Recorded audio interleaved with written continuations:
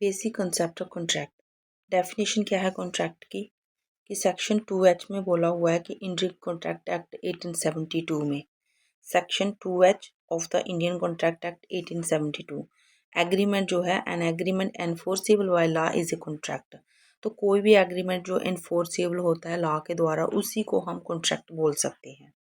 सो agreement जो है is equal to offer plus acceptance. Section 2E contract क्या है? Agreement plus legal enforceability. Agreement होना चाहिए और उसके बाद ही वो लीगल एनफोर्सेबल हो सकता है।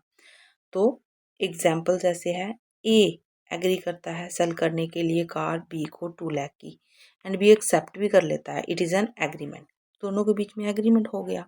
तो when this agreement is legally enforceable, तो जब ये एग्रीमेंट लीगली एनफोर्सेबल हो जाता है, उस स्टेज तक पहुंच जाता है, तो से जैसे ए ने रिफ्यूज़ कर दिया कार डिलीवर करने के लिए बी को, तो बी फिर स्यू कर सकता है, इट बिकम्स कॉन्ट्रैक्ट।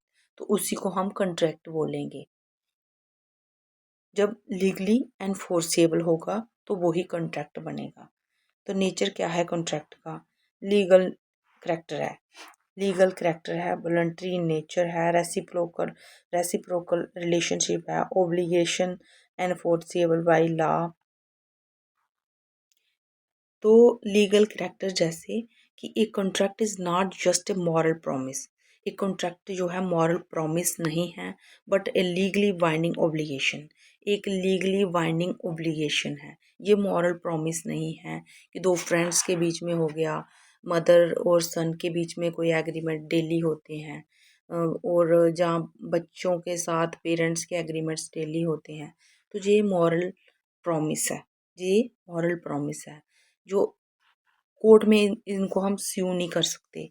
तो लीगली बाइंडिंग ऑब्लिगेशंस वो होती हैं जो कि हम कोर्ट में स्यू कर सकते हैं, जिनके लिए वॉलंटरी इन नेचर होती है। तो कोई भी जो कॉन्ट्रैक्ट है दो पार्टीज के बीच में वॉलंटरली होता है, क्योंकि दोनों पार्टी जो हैं पार्टीज एंटर होती हैं कॉन्ट्रैक्ट में फ्री कंसेंट से, अपनी मर्जी से दोनों पार्टी जो है कॉन्ट्रैक्ट के अंदर आती हैं तो कॉन्ट्रैक्ट करती हैं। तो वॉलंटरी नेचर का है, फ्री कंसेंट होता है इसमें। तो रेसिप्रोकल रिलेशनशिप होता है, दोनों का ही सेम रिस्पॉन्सिबिलिटीज में बनती है। Creates rights and duties between parties, तो दोनों की ही राइट्स और ड्यूटीज, राइट्स भी बनती हैं और ड्यूटीज भी बनती हैं कॉन्ट्रैक्ट बनने में दोनों पार्टीज की। तो ओब्लिगेशन एनफोर्सेबल बाय लॉ, तो जो ओब्लिगेशंस दोनों के बीच में होती हैं, वादे होते हैं, तो वो एनफोर्सेबल बाय लॉ होते हैं। ऐसे नहीं कि ऐसे ही ओरली बोल दिया तो बस हो गया, तो बाद में थोड़ी देर बाद वो एनफोर्सेबल बाय लॉ होते हैं, वादे पक्के होते हैं। One party defaults the other can approach the court, तो अगर एक पार्टी डिफॉल्ट करती है अदर पार्टी के साथ तो वो कोर्ट में उसके खिलाफ जा सकता है, स्यू कर सकता है। फॉर एग्जांपल जैसे कि इफ़ एक्स ने हायर किया वाई को बिल्ड करने के लिए हाउस, एक्स ने वाई को हायर किया हाउस बनाने के लिए, तो X has the duty to pay money, तो एक्स की ड्यूटी बनती है कि पहले उसको मनी दे तो फिर वो काम करे, और वाई की भी ड्यूटी बनती है टू बिल्ड, कि घर बनाए, अब पैसे मिल गए हैं तो घर बनाए। दोनों के बीच में जो कॉन्ट्रैक्ट हुआ था कि वो उसको पैसे देगा, एक्स उसको पैसे देगा और भाई उसका घर बनाएगा। तो जब एक्स ने पैसे दिए तो भाई का भी फर्ज बनता है अभी कि वो उसका घर बनाए, तो दोनों के बीच में कॉन्ट्रैक्ट हो गया। तो अगर एक भी पर्सन इसमें से कॉन्ट्रैक्ट को तोड़ता है तो दूसरी पार्टी जो है स्यू कर सकती है कोर्ट में, लीगली जे एनफोर्सेबल है। तो करैक्टरिस्टिक्स जो है essential of a valid contract, तो वैलिड कॉन्ट्रैक्ट जो है उसकी क्या इसेंशियल्स हैं कि As per Indian Contract Act 1872, essentials are offer and acceptance। सबसे पहले ऑफर दिया जाता है वन पार्टी के द्वारा, और सेकेंडली नेक्स्ट पार्टी जो है उसको एक्सेप्ट कर लेती है। One party offers other accept, जैसे है कि कार्लर वर्सेस कार्बोलिक स्मोक वाल का केस हुआ था 1893 में। एक कंपनी ने एडवर्टीजमेंट निकाली थी कि रिवार्ड मिलेगा स्मोक बाल को यूज़ करने के लिए, कोई भी अगर स्मोक बाल को यूज़ करेगा, तो उन्होंने एडवर्टाइजमेंट निकाली थी ओपनली कि कोई भी स्मोक का बाल को यूज़ करेगा तो उसको रिवार्ड मिलेगा। तो रिवार्ड में जैसे उन्होंने 100 पाउंड रखे थे रिवार्ड में, तो मिसेस कार्लिल ने जब यूज़ किया तो वो सिक बीमार हो गई एंड क्लेम्ड रिवार्ड, और उसने क्लेम किया रिवॉर्ड के लिए। कोर्ट ने हेल्ड किया कि was a valid offer and acceptance, कि ये एक वैलिड ऑफर और एक्सेप्टेंस था। ऑफर जो मिला था एक वैलिड था, और जो एक्सेप्टेंस किया लेडी ने, कार्लिन ने, वो भी एक ओरिजिनल एक्सेप्टेंस है। और इसके लिए जो कंपनी है उनको रिवार्ड जो 100 पाउंड उन्होंने रखा था वो देना पड़ेगा। तो लॉफुल कंसिडरेशन, तो लॉफुल कंसिडरेशन जो है means something in return, something in return. तो अगर एक ने को दिया है consideration, one party section 2 ED में लिखा हुआ है समथिंग इन रिटर्न, कि एक पार्टी ने अगर दिया है तो दूसरी को भी उसके बदले कुछ मिल रहा है। कि a promise to sell a bike, A ने अगर प्रॉमिस किया बाइक को बेचने के लिए 50,000 में, तो बी ने भी प्रॉमिस किया कि टू पे 50,000, कि वो 50,000 देगा। तो एक ने बाइक दिया तो एक पार्टी ने पैसे लिए, तो दोनों को कुछ ना कुछ मिल रहा है। अगर एक को बाइक मिल रही है तो दूसरे पार्टी को पैसे मिल रहे हैं 50,000। तो ये लॉफुल कंसिडरेशन है कि दोनों पार्टियों को जो है मिल रहा है, कुछ ना कुछ मिल रहा है, दोनों के बीच में लॉफुल कंसिडरेशन हुई है। तो intention to create legal relationship, तो इंटेंशन कैसे है क्रिएट करना लीगल रिलेशनशिप दो पार्टीज में।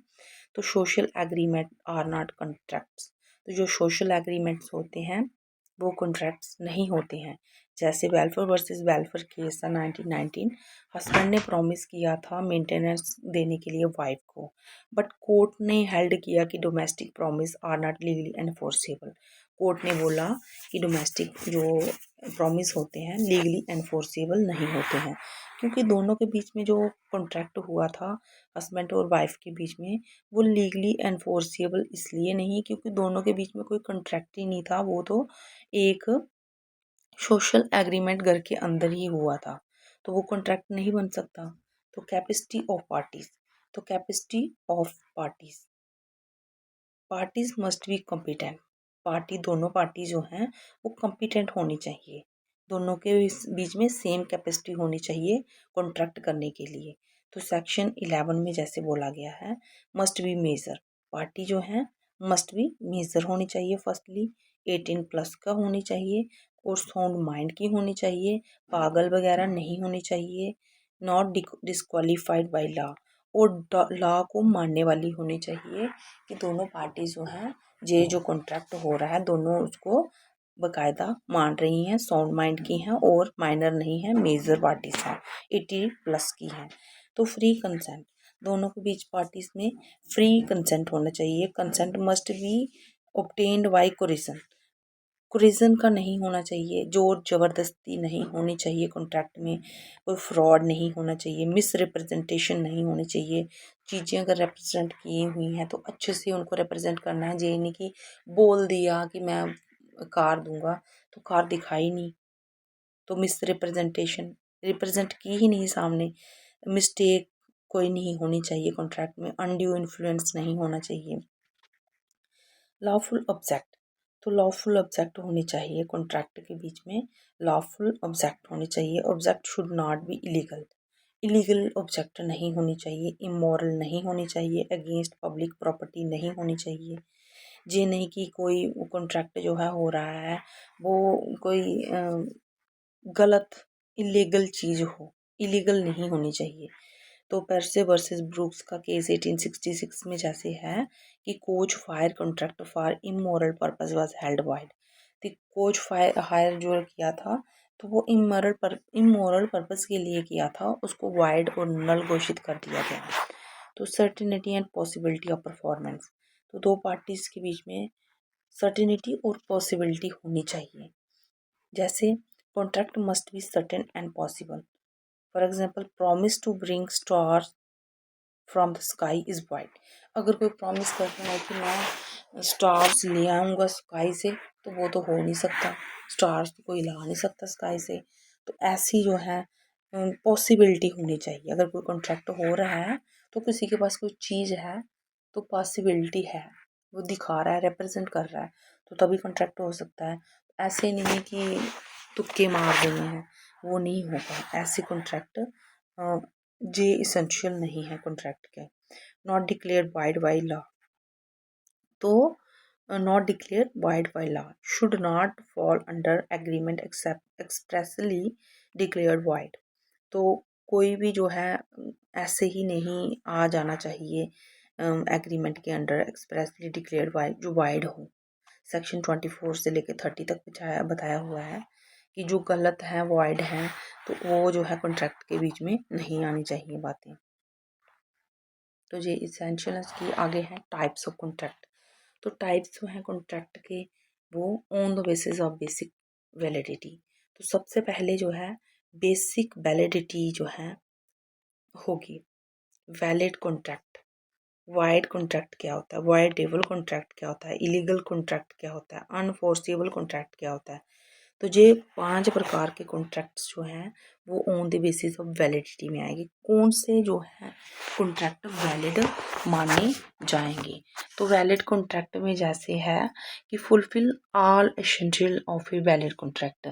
तो जो फुलफिल करता है हर एक एसेंशियल को वैलिड कॉन्ट्रैक्ट की। फॉर एग्जांपल ए ने अगर एग्री किया बेचने के लिए बाइक बी को 50,000 में, तो ये एक वैलिड कॉन्ट्रैक्ट माना जाएगा कि बाइक वो दिखा रहा है तो वो उसके बदले 50,000 बोल रहे हैं, तो ये एक वैलिड कॉन्ट्रैक्ट बन रहा है। तो वाइड कॉन्ट्रैक्ट कैसे हुआ कि was valid initially but becomes unenforceable later. तो पहले तो वैलिड था, सही था, सही बोला था दोनों पार्टीज ने आपस में, तो बाद में उसको वो अनफोर्सेबल हो गया। फॉर एग्जाम्पल अगर एक कॉन्ट्रैक्ट जो है एक्सपोर्ट करता है गुड्स को, एक कॉन्ट्रैक्ट में क्या होता है सामान जो है एक्सपोर्ट किया जाता है किसी कंट्री में, दैट लेटर गेट्स बैंड। तो बाद में वो बैन हो जाता है, बाद में वो बैन हो जाता है। तो वो कंट्री वो गलती नहीं है उसकी जिसने भेजा हुआ है। तो वो कॉन्ट्रैक्ट, ऐसे कॉन्ट्रैक्ट जो है अनएनफोर्सेबल होते हैं कोर्ट में, कोर्ट में इनके लिए फोर्स नहीं कर सकते, वो वाइड माने जाते हैं। जैसे अगर किसी ने कोई चीज़ दी है, कोई चीज़ अगर किसी ने कॉन्ट्रैक्ट हुआ है, तो वो कॉन्ट्रैक्ट जो है दुकान में ही सामान वो जल गया या किसी वजह से डिस्ट्रॉय हो गया, तो वो कॉन्ट्रैक्ट वाइड हो गया। अब उसको तो नहीं एनफोर्स कर सकते कि भाई इसने क्यों नहीं दिया हमें सामान, जल गया है अगर एक पर्सन का तो वो कहाँ से बेचारा देगा। तो वो वाइड कॉन्ट्रैक्ट हो जाएंगे, वो एनफोर्स नहीं हो सकते कोर्ट में क्योंकि उसकी कोई गलती भी नहीं थी इसमें। तो वाइडेबल कॉन्ट्रैक्ट क्या होते हैं। Valid contract one party avoid. तो जब वैलिड कॉन्ट्रैक्ट जो है एक पार्टी उसको अवॉइड करती है। फॉर एग्जांपल रंगना नायक कमा वर्सेस अलवर सेठी 1889, कंसेंट जो होता है obtained under coercion make the contract voidable. तो जो कंसेंट होता है ऑब्टेन कोरिजन के अंदर, जबरदस्ती के अंदर, कि जोर से गन के पावर से किसी से कॉन्ट्रैक्ट लिया जाए, तो मेक्स कॉन्ट्रैक्ट वाइडेबल, उस कॉन्ट्रैक्ट को वाइडेबल माना जाता है। जोर जबरदस्ती से जो भी कॉन्ट्रैक्ट होगा वो वाइडेबल माना जाएगा। तो इलीगल कॉन्ट्रैक्ट क्या होते हैं कि फॉरबिडन बाय लॉ, जो लॉ को नहीं मानते, कानून को नहीं मानते। For example contract for smuggling drugs, अगर कोई बोले कि स्मगलिंग करनी है ड्रग्स की दूसरी पार्टी को, तो ये इलीगल कॉन्ट्रैक्ट है, तो ये गलत है। अनएनफोर्सेबल कॉन्ट्रैक्ट, तो कौन से कॉन्ट्रैक्ट जो है अनएनफोर्सेबल होते हैं। और एक तो हो गया ना कि जिसमें जैसे गुड्स बेचा था तो रास्ते में वैन हो गया था, तो वो वाइड माना गया कि इसमें कोई किसी की मिस्टेक नहीं है, वाइड हो गया, वो अनएनफोर्सेबल है। तो एक can not be enforced due to technical defects हो गए, टेक्निकल डिफेक्ट्स हो गए, मिसिंग हो गई स्टैंप, कोई ड्यूटी, दोनों के बीच में कॉन्ट्रैक्ट हुआ था मगर जब पेपर को पढ़ा गया तो स्टैंप ही नहीं लगी हुई, तो वो कॉन्ट्रैक्ट क्या हो गए, वो एनफोर्सेबल हो गए। वो एनफोर्स हो ही नहीं सकते फोर्सेबल, क्योंकि उनमें टेक्निकल खराबी थी, वो कॉन्ट्रैक्ट साइन नहीं हुआ था, जहाँ उस पेपर ही था सिर्फ रिटर्न में लिखा ही हुआ था, तो लास्ट में जो स्टैंप लगानी थी या वो सिग्नेचर करने थे वो मिसिंग थे। तो वो कॉन्ट्रैक्ट नेक्स्ट पर्सन जो पार्टी के साथ हुआ है वो कोर्ट में कोर्ट को तो प्रूफ चाहिए, तो प्रूफ है ही नहीं, तो वो कॉन्ट्रैक्ट अनएनफोर्सेबल हो गया इसकी वजह से। तो बी टाइप है, जैसे इसकी नेक्स्ट टाइप है on the basis of formation. पहला था on the basis of validity. किन कॉन्ट्रैक्ट्स को हम वैलिड बोलेंगे, वॉइड बोलेंगे, वॉइडेबल बोलेंगे, इलीगल बोलेंगे, अनएनफोर्सेबल बोलेंगे। तो ये 5 तरीके बताएंगे वैलिडिटी के। अब नेक्स्ट है on the basis of formation. Express contract. तो एक्सप्रेस कॉन्ट्रैक्ट जो है, terms expressed in words written or spoken.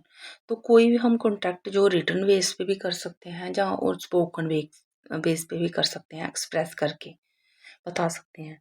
जैसे एम्प्लॉयमेंट एग्रीमेंट, कोई भी अगर कोई प्राइवेट जॉब लेने जा रहा है तो कॉन्ट्रैक्ट तो उनमें भी होता है। तो वो कभी कभी ओरली बोल देते हैं, हाँ भाई कल से आ जाना आप काम पे, तो दूसरे दिन से काम पे आने लगता है पर्सन। तो वो कॉन्ट्रैक्ट जो हो गया स्पोकनली हो गया, रिटर्न में नहीं हुआ, तो वो काम कर रहा है अपने मजे से। तो एक्सप्रेस कॉन्ट्रैक्ट हो गए। तो इम्प्लाइड कॉन्ट्रैक्ट जो है created by contract of parties, जो क्रिएटेड किए जाते हैं कॉन्ट्रैक्ट पार्टीज के द्वारा। फॉर एग्जांपल बोर्डिंग बस इम्प्लाइड कॉन्ट्रैक्ट टू पे फेयर। तो जब बोर्डिंग करता है कोई बस के बीच में जाता है तो इम्प्लाइड कॉन्ट्रैक्ट टू पे फेयर, तो उसके ऊपर ऑटोमेटिकली कॉन्ट्रैक्ट जो है इम्प्लाई हो जाता है कि अब उसको किराया जो है फेयर देना ही पड़ेगा, पे करना ही पड़ेगा। अगर वो फेयर नहीं देगा तो वो गाड़ी वाला उसको उतार भी सकता है। तो इसलिए वो इम्प्लाई हो गया उसके ऊपर, अगर कोई बस में चढ़ा है तो उसको किराया देना पड़ेगा। ये इम्प्लाई हो गया ऑटोमेटिकली उस पर, तो इसको हम इम्प्लाइड कॉन्ट्रैक्ट बोलेंगे। Quasi contract. तो क्वासी कॉन्ट्रैक्ट होते हैं imposed by law prevent unjust enrichment. 68 से लेकर 72 सेक्शन तक इसमें लिखा हुआ है। जैसे स्टेट ऑफ वेस्ट बंगाल में बीके मंडल 1962 कॉन्ट्रैक्टर ने सप्लाई किया material without a contract, government used it court order payment. कि कॉन्ट्रैक्टर ने सप्लाई किया मटेरियल कोई कॉन्ट्रैक्ट के बिना, विदाउट कॉन्ट्रैक्ट, कोई कॉन्ट्रैक्ट के बिना कॉन्ट्रैक्टर ने कॉन्ट्रैक्ट को सप्लाई किया मटेरियल को, तो गवर्नमेंट ने बाद में यूज़ भी कर लिया उसको, तो कॉन्ट्रैक्ट ऑर्डर पेमेंट। तो फिर कॉन्ट्रैक्ट जो है कोर्ट ने ऑर्डर किया पेमेंट के लिए, तो पेमेंट दी नहीं होगी गवर्नमेंट ने उसको जब, तो फिर उसने कोर्ट में स्यू किया होगा, तो कोर्ट ने उसको पेमेंट के लिए बोला। तो ये कॉन्ट्रैक्ट जो है रिटर्न फॉर्म में नहीं हुआ था, ये ना एक्सप्रेस था ना इम्प्लाइड था, क्वासी था, अर्ध था, आधा था। क्वासी मीन आधा कॉन्ट्रैक्ट था, रिटर्न में नहीं हुआ था। अब किसी को कोई चीज़ हम देते हैं तो वो उसको पैसे देने पड़ते हैं। ऐसे घरों में कॉन्ट्रैक्ट होते रहते हैं लोगों के साथ आपस में भी, कॉन्ट्रैक्ट क्वासी कॉन्ट्रैक्ट, कि किसी ने अगर किसी को चीज़ दी है, कोई चीज़ बेची है, तो वो भी एक कॉन्ट्रैक्ट बन गया, क्वासी कॉन्ट्रैक्ट बन गया, आधा कॉन्ट्रैक्ट बन गया। अब उसको अगर पैसे नहीं देगा तो भाई वो दो बंदे को लेके जाएगा कोर्ट में गवाही के तौर पे, तो वो बोलेगा कोर्ट में कि हाँ मैंने इसको ये वाली चीज़ दी थी, तो अब इसने कॉन्ट्रैक्ट नहीं दिया। जहाँ उसके पास ऐसे ही रिकॉर्ड उसने रखा होगा तो वो जाके कोर्ट में स्यू कर सकता है इसके लिए, तो कोर्ट से ऑर्डर करवा सकता है पेमेंट का। तो ये कॉन्ट्रैक्ट होते हैं क्वासी कॉन्ट्रैक्ट, अर्ध कॉन्ट्रैक्ट जो होते हैं आधे। On the basis of performance. तो सी नंबर पे कॉन्ट्रैक्ट जो है फॉर्मेशन पे 3 प्रकार की फॉर्मेशंस हुई कॉन्ट्रैक्ट की, एक्सप्रेस कॉन्ट्रैक्ट, इम्प्लाइड कॉन्ट्रैक्ट और क्वासी कॉन्ट्रैक्ट। एक्सप्रेस में हमने वर्ड्स बोल के जहाँ लिख के कर दिया। इम्प्लाइड में ऑटोमेटिकली इम्प्लाई हो गया, अगर हम गाड़ी में गए तो हमें फेयर देना पड़ा। तो क्वासी कॉन्ट्रैक्ट में आधा कॉन्ट्रैक्ट बना जो कि हमें करना पड़ा।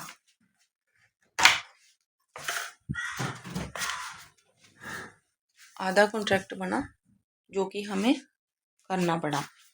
On the basis of performance, on the basis of performance. तो एग्जीक्यूटिव कॉन्ट्रैक्ट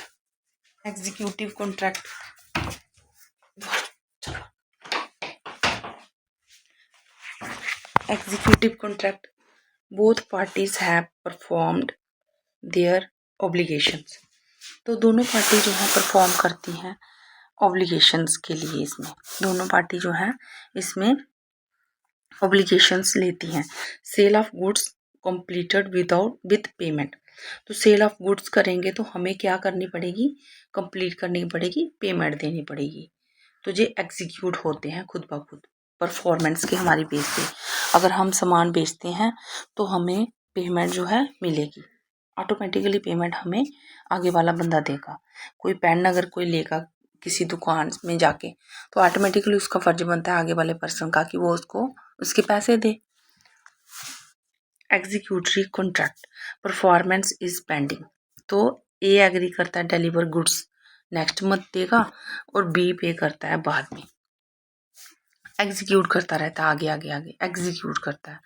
तो ए ने डिलीवर किया गुड्स नेक्स्ट मंथ और बी ने पे किया बाद में, तो ये बन गया एग्जीक्यूटरी कॉन्ट्रैक्ट। परफॉर्मेंस इसमें क्या होती है, पेंडिंग होती है कि बाद में पैसे दिए जाएंगे। On the basis of liability, तो लायबिलिटी के बेसिस पे जो कॉन्ट्रैक्ट हमारे बनते हैं कि हमारी खुद की जो लायबिलिटी होती है। बायलैटरल कॉन्ट्रैक्ट होते हैं, obligation on both part sides, दोनों साइड से ऑब्लिगेशंस होती हैं इसमें। ए ने एग्री किया to sell goods, B agree to pay, तो बी एग्री करता है पे के लिए। ए ने अगर बेचा सामान तो बी भी बोलता है हाँ भाई मैं उसको पैसे दूंगा। बायलैटरल मतलब दोनों की तरफ से, बाय का मीन्स टू, तो दोनों तरफ से ये एग्रीमेंट होता है। तो लायबिलिटी के बेस पे दोनों अपनी जिम्मेवारी को समझते हैं इसमें। यूनिलेटरल कॉन्ट्रैक्ट क्या होता है, यूनि मीन्स वन, तो ऑब्लिगेशन जो होती है एक ही पार्टी करते हैं। रिवॉर्ड कॉन्ट्रैक्ट जैसे होते हैं फाइंडिंग लॉस्ट डॉग, कि अगर किसी का कुत्ता खो गया है तो उसने आगे रख दिया, रिवॉर्ड रख दिया, जो मेरा कुत्ता ढूंढ के लाएगा तो मैं उसको रिवॉर्ड दूंगा। तो एक साइड से कॉन्ट्रैक्ट हुआ, तो दूसरी साइड से तो पर्सन जो है ढूंढने जा रहा है, तो ये कॉन्ट्रैक्ट क्या हुआ, वन साइड से हुआ रिवॉर्ड कॉन्ट्रैक्ट। तो यूनिलेटरल कॉन्ट्रैक्ट कैसे होते हैं, जो वन साइड से होते हैं रिवॉर्ड कॉन्ट्रैक्ट, और बायलैटरल होते हैं दोनों साइड से होते हैं, दोनों साइड से ऑब्लिगेशन दी जाती है कि तुम मुझे सामान दोगे और मैं तुम्हें उसके बदले पैसे दूंगा। तो केस